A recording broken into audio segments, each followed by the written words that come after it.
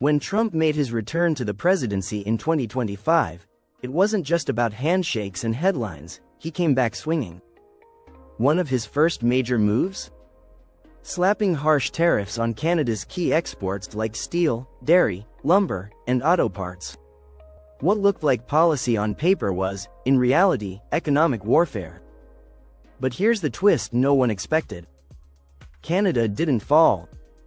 Instead, it found strength not through retaliation, but through quiet support from an unexpected circle of international partners. In this video, we're going to see 10 countries that stepped up behind the scenes to keep Canada afloat after Trump's tariff storm. You won't believe who helped or why. Stick around until the end to find out. At number 10, we begin with Belgium. When Trump's ruthless tariffs on Canadian steel and dairy hit like a blizzard out of nowhere in late 2024, Belgium emerged as a surprising lifeline. Within just 2 months, Brussels ramped up its imports of Canadian cheese, milk powder, and yogurt by an impressive 45%, pushing export income from $200 million to $290 million. At Antwerp's frosty docks, chilled trucks carried golden wheels of Quebec cheddar and creamy Ontario Gouda to café-lit markets in Ghent and Bruges. Poutine topped with soft camembert became a Belgian winter treat, served alongside amber ales in vaulted taverns where laughter replaced worry. By March 2025, Belgium and Canada launched a $15 million initiative to cut dairy methane emissions by 25% over 5 years, a step toward sustainable trade. At number 9, we have Japan.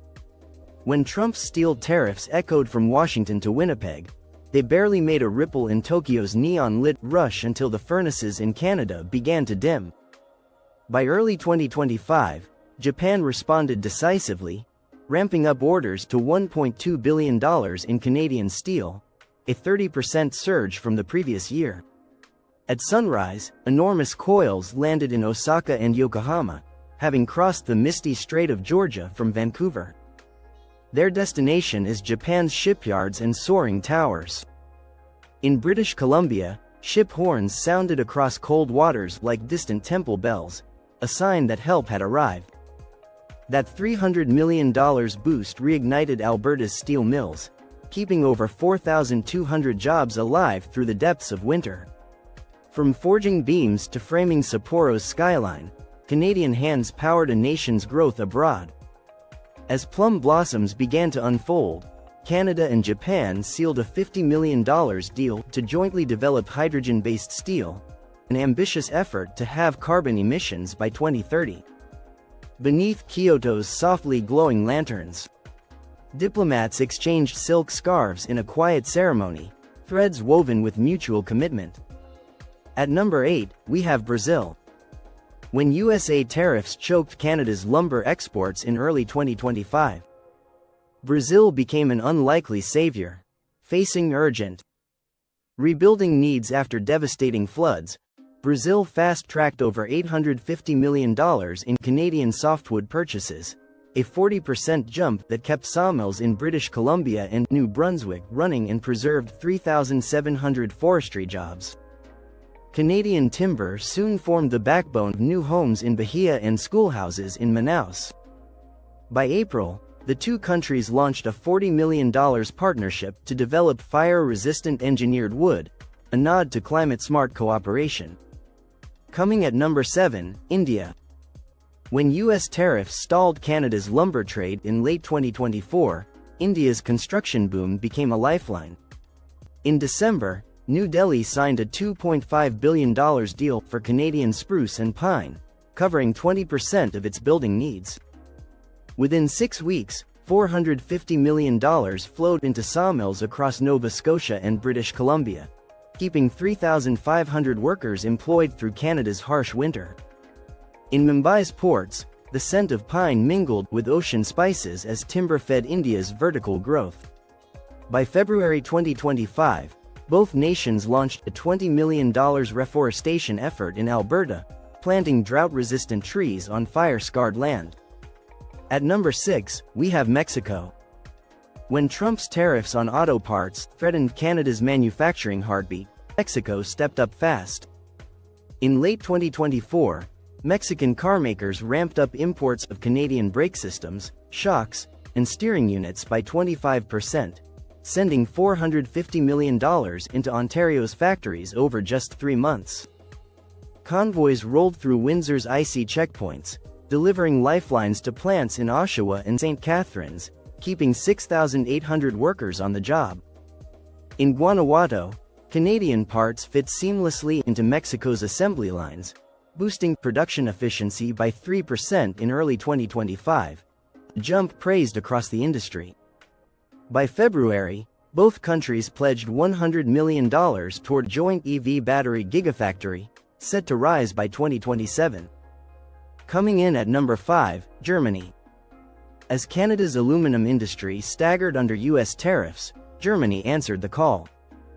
By January 2025, German manufacturers committed to $800 million in Canadian aluminum, a 65% surge from the year before.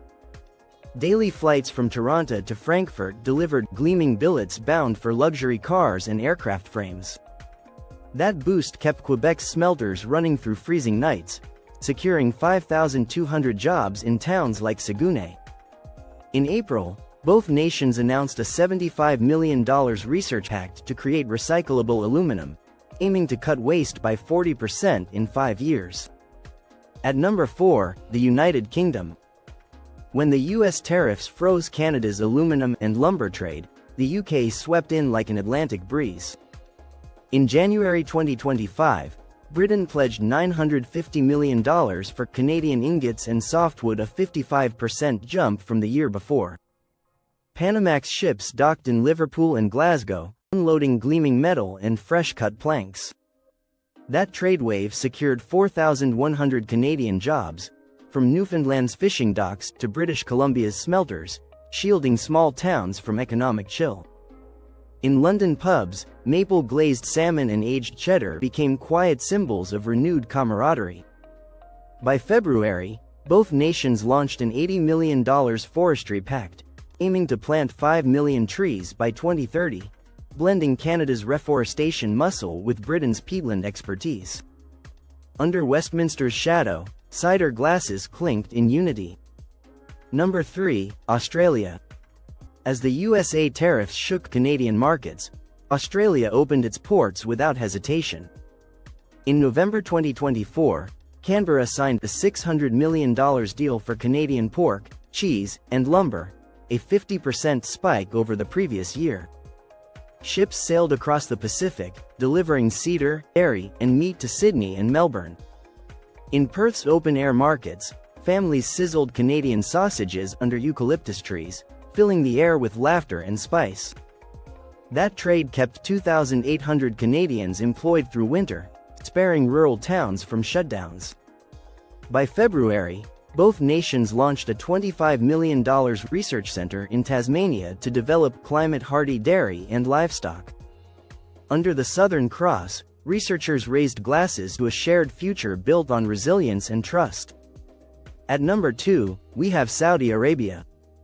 When the USA sanctions disrupted Canada's energy exports, Riyadh stepped in with a bold pivot.